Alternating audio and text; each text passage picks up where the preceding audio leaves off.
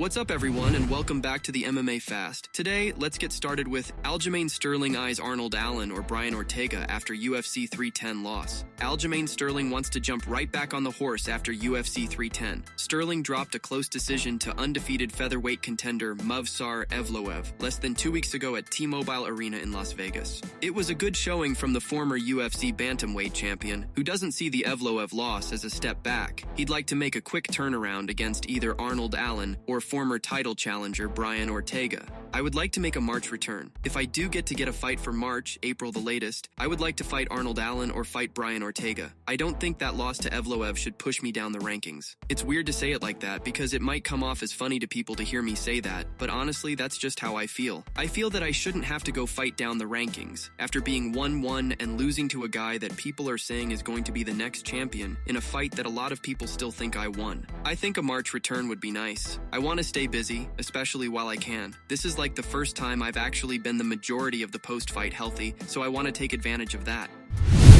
Michael Bisping thinks Joaquin Buckley was a step ahead of Colby Covington in all facets at UFC on ESPN 63. Bisping credits Covington for taking the fight on 3 weeks' notice against a dangerous contender in Buckley. However, Bisping hit the former title challenger with some harsh reality. Although Covington appeared to be rallying in round 3 before the fight was stopped, Bisping thinks Buckley had his number throughout. Colby Covington, fair play, I respect him. He stepped up on short notice, wanted to defend his spot, wanted to prove that he's willing to take on young, up-and-coming contenders. He was not good enough, he wasn't quick enough, he wasn't powerful enough with the wrestling. Buckley is a powerful man. He's been in a mood all week. He's had a real chip on his shoulder and he uses that to fuel himself, okay? Some people don't necessarily want that negative energy, but Joaquin Buckley, listen, all day long, the negative energy, whatever you want to call it, the man's getting results inside the octagon.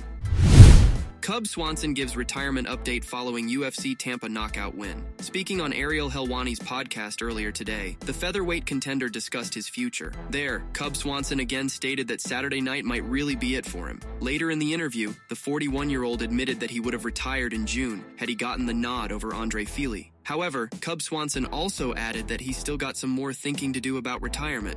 No, I've been feeling like it's close. I didn't want to put a stamp on it. One thing I wanted to do, though, was get my 30th win. I woke up on my last fight, with the Philly fight. I thought, man, it's International Fight Week. I'm on the main card. It's going to be huge. What a night if I go out there and put on a show, I may call it. If I get beat up, I probably shouldn't be fighting. So I went out there and put on a great fight. Then everyone was like, I thought you won. You looked great. It left me kind of empty. I didn't get an answer. So I wanted to get right back in there and do it again. And I got this opportunity. I'm very content on where I stand right now. We'll see if I get excited about something. But for the most part, the way I'm feeling right now, I'm pretty happy. I think I can be done right now.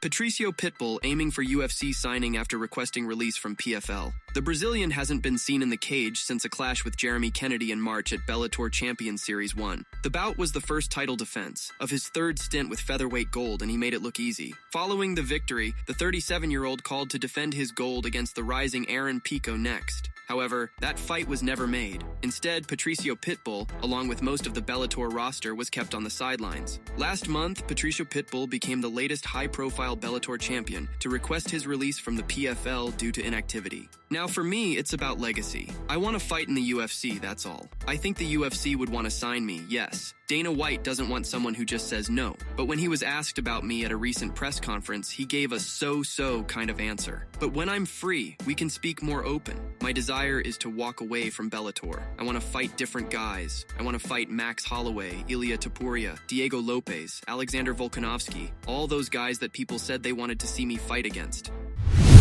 Jiri Prochazka shares his take on Alex Pereira Jamahal Hill confrontation at the UFC PI. Alex Pereira last entered the octagon in October as he defeated Khalil Roundtree via 4th round TKO at UFC 307 to defend his light heavyweight title for the third time in 6 months. Alex began his impressive run with a first-round knockout victory against Jamahal Hill at UFC 300. Things between Pereira and Hill boiled over at the UFC PI earlier this month. Jiri Prochazka, who suffered second-round TKO losses to the light heavyweight champion at UFC 295 and UFC 303, weighed in on the incident.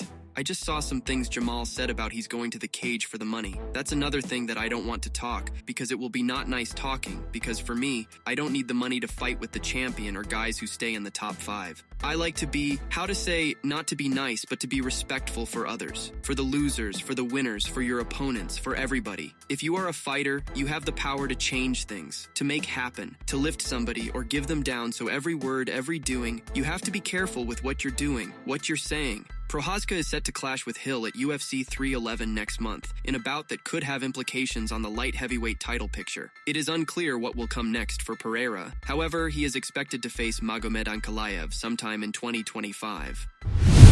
Islam Makhachev's retirement timeframe possibly revealed by coach, UFC super fight against Ilia Topuria dismissed. Makhachev is the reigning UFC lightweight champion. He's scheduled to put his gold at stake against Arman Tsarukyan in the main event of UFC 311 on January 18th. If he's able to emerge victorious, then it would be the 4th successful title defense for the 155-pound ruler. While Makhachev has been on quite a roll, suffering just 1 loss in his pro MMA career, all good things must come to an end. In October 2026, Islam Makhachev will turn 35 years old. As it stands right now, coach Javier Mendez believes that age is about the right time for his fighter to hang the gloves up.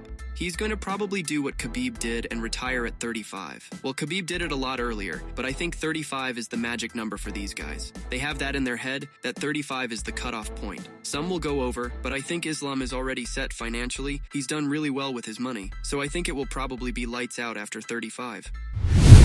Kamaru Usman gives frustrated response to Joaquin Buckley call-out. Former UFC welterweight champion Kamaru Usman is evidently tired of responding to call-outs. While Buckley was widely ridiculed for his call-out of Conor McGregor post-fight earlier this year, he delivered an improved promo this time around by opening up the floor for the audience at Amalie Arena to select their preference for his next fight. The biggest cheers were when a clash opposite Usman was pitched. During the latest episode of his Pound for Pound podcast, alongside fellow former UFC champion Henry Cejudo, Kamaru reacted to yet another rising welterweight figure expressing interest in a fight. It's almost like no one's listening to what I'm saying. No one's getting what I'm saying.